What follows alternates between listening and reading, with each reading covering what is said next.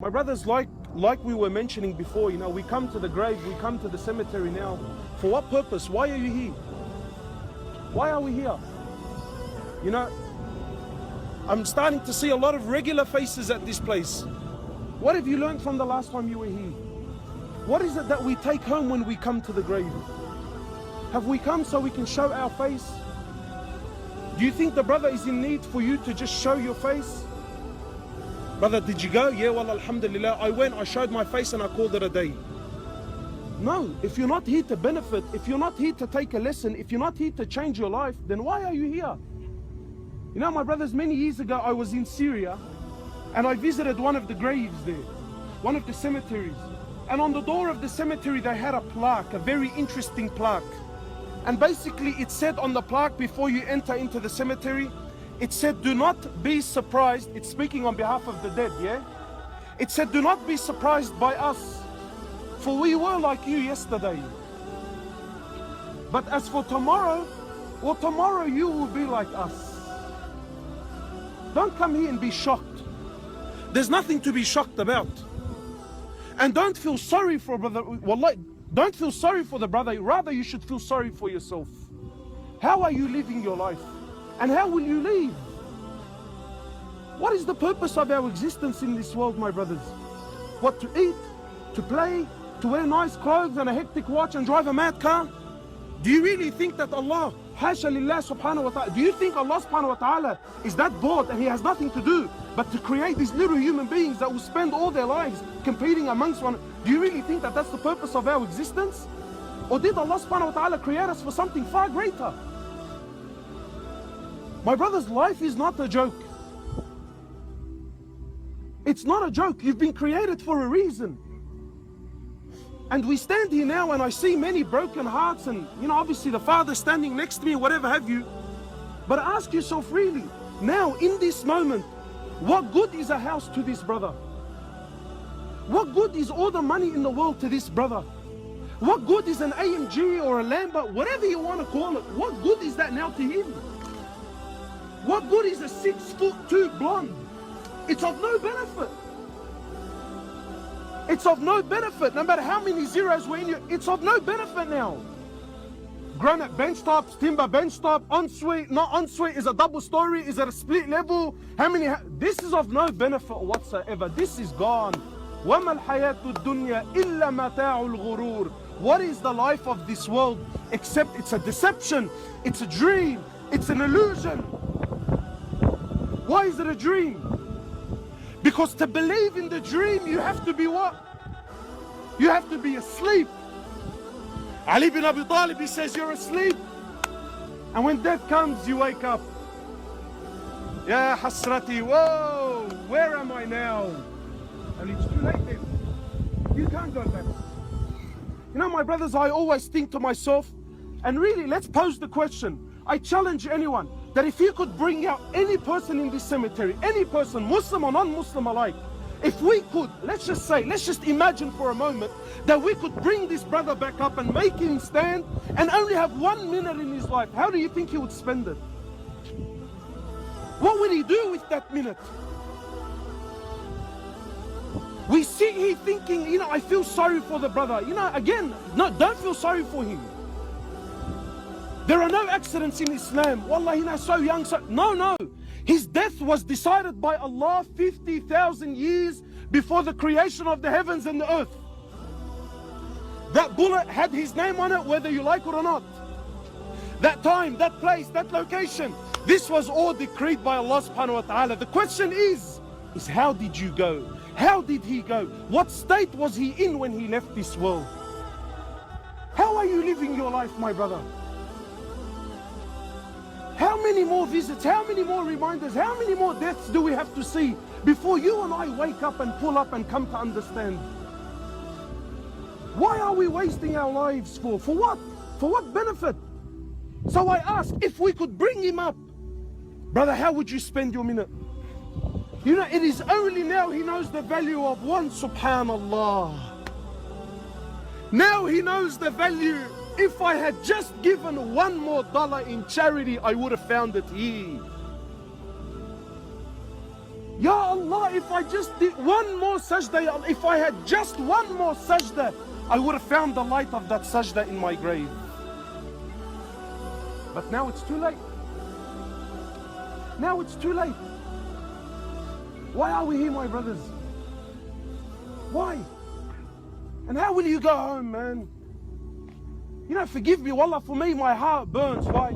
Because now, everything in our deen has developed a culture. Have you noticed this? Now coming to the grave and to the cemetery has become a hectic thing where all the boys come and everyone holds his phone and everyone records it and everyone can't wait to go back home and post it on Facebook so that I can have the likes on my page. With a blind heart and blind eyes and blind ears, deaf, dumb and blind, as Allah subhanahu wa ta'ala describes him in the Quran. Uthman radiallahu ta'ala anhu, imagine the companion of Rasulullah, when he used to come to the grave, he used to buckle crying. Sahaba asked, "Oh Uthman, why is it when Rasulullah spoke about death, you never cried? When he spoke about Jannah, you didn't cry like this. When he spoke about hellfire, you didn't cry like this. Why is it that when you come to these moments, why do you get affected the most?" He says, because this is the beginning and this is the reality. If you're successful here, then know that the rest of your journey is successful. But if you fail here, then know every single part of the journey after this is only on a downhill. It's only going to get worse. Today we come, we stand, we pose, we do the little dua, we call it a day, we jump into our fancy cars, and what's the conversation on the way home? You know it. Maybe not now because we're in the month of Ramadan, but usually, cuz let's go grab a feed, man. God forbid I should take too long. Salahana Sheikh, bro. Doesn't he know we're busy? Doesn't he know we have work to go to? This is your life, man. Come and see, this is your life. You could be living in a mansion. This is where you're coming. This is the real home. No one suites here. No granite bench tops here. No women in there, brother. You're alone. You're alone. That's the reality of life here in this hole. What did you prepare for it? What have you done? And when, my brothers, when, you know, again, when are we going to change our life? You know, really, do you not see what's happening in the community? Muslims killing Muslims.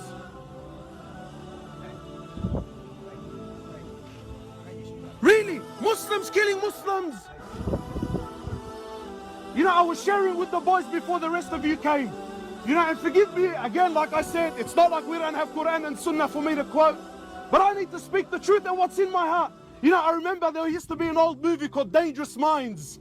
And in that movie, they had a very famous song called Gangster's Paradise.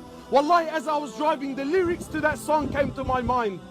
The lyrics, the words, even kuffar could come to see. And yet you and I, so delusional.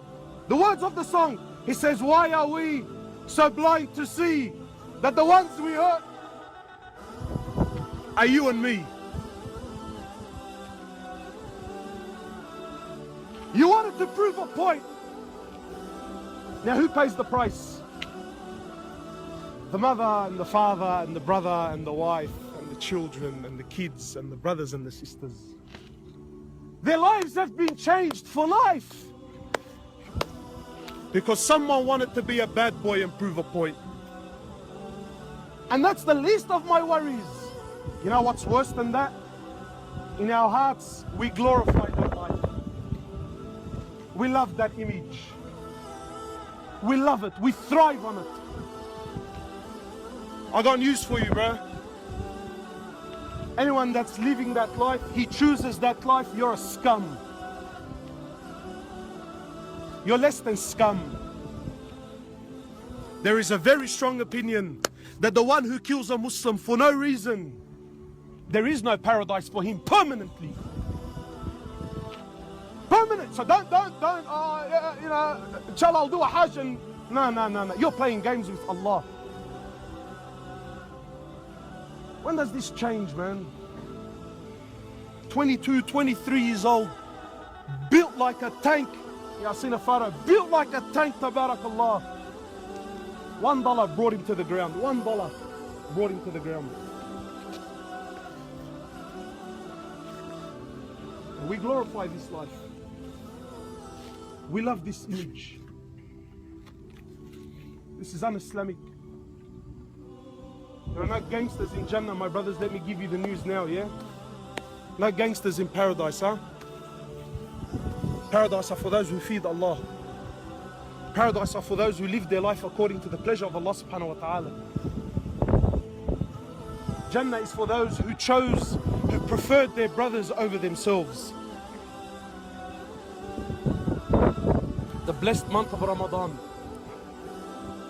While you and I were sitting at home getting ready to break our fasts, this brother fell to the floor, never to get back up again. At the moment where Allah is accepting dua from people, someone decided that that's the moment I'm gonna be a big boy. Playing God on earth. Playing God on earth. It is Allah who gives life and takes it. And when you think you're a man and you want to play Allah's role, then know that Allah will deal with you accordingly. Allah will deal with you accordingly.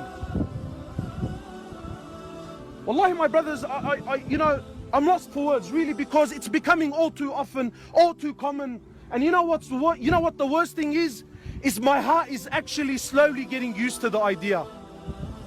When I got the news, brother, did you hear the news?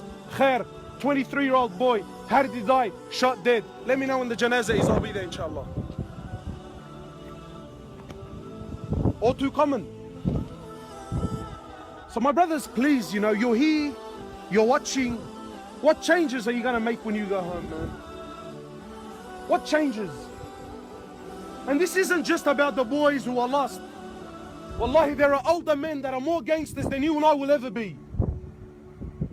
40, 50, 60 years old, still hasn't done Hajj. Still owns a house on river. Still clean shaven, still doesn't pray, still doesn't fast. Still.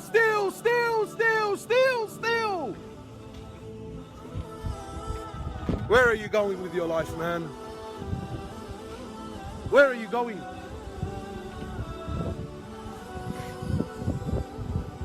فَلِمِثْلِ هَذَا الْحَقِّ فَانْتَظِرُوا. All of you wait for this reality, for wallahi it's coming. Wallahi it's coming. Death doesn't know numbers, doesn't know race, doesn't know color. When Allah says bring him, death brings him. So I ask you again, my brother, how will you leave this world? It is the opinion of the ulama, and I'm going to end with this. You know, my brothers, the life you choose to live is the way you will die. And know that the way you die, well, that is the way that you are resurrected. So my brother, you ask yourself now, again, this is not about him. I want every single person to ask himself now today, is there a possibility that you can die before tonight? Everyone here is going to tell me, of course, brother, astaghfirullah, what are you saying? Of course I can die at any minute.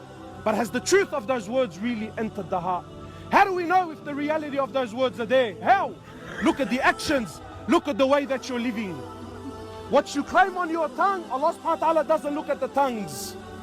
Rather, Allah subhanahu wa ta'ala looks at the actions to see what is happening. Inshallah, they will azzu, Sheikh. They have all week to azzu, mashallah. Inshallah, I'm just going to take advantage of this minute. Ma'alash Hajj, please. The way you live. أَلَمْ يَأْنِ لِلَّذِينَ آمَنُوا أَن تَخْشَعَ قُلُوبُهُمْ لِذِكْرِ اللَّهِ. Allah says, hasn't the time come for those who believe that their hearts should soften, that their hearts should soften and come back to the remembrance of Allah? Hasn't the time come? Hasn't it come? Hasn't the time come for us to change, for us to pull up? Hasn't it come yet, my brother? What? How? The life you live, the way you live, every one of you now, can you die by tonight? You're going to tell me, yes, I can. Tab, look at your life. Do you pray? Do you fast? Do you read Quran? Are you someone who gives in charity? Are you someone who, when you hear the words of Allah, your heart moves? Why? Because if you die tonight and you don't have any of these qualities, and please listen carefully, some of the scholars are of the opinion that the way you die when Allah subhanahu wa ta'ala takes your life, if you don't pray, that means you were never going to pray. If Allah, معلش حاج معلش, Allah يرضى عليك, only 2 more minutes. مستعجلين for what? طيب, inshallah they can come back another time, bro. You know? The way you go, bro. You died without salah at the moment of your death. Don't tell me he was too young. Don't tell me, subhanallah, he had the intention in his heart. If you die without salah, that means you were never going to pray. You were never going to fast. You were never going to give in charity. No, my brothers. Change is now. And let me tell you, Allah's going to hold every single one of you responsible for this gathering, huh? Allah's going to remind you of this day on the day of resurrection. Did you not come? Did you not stand? Did you not listen? What did you do?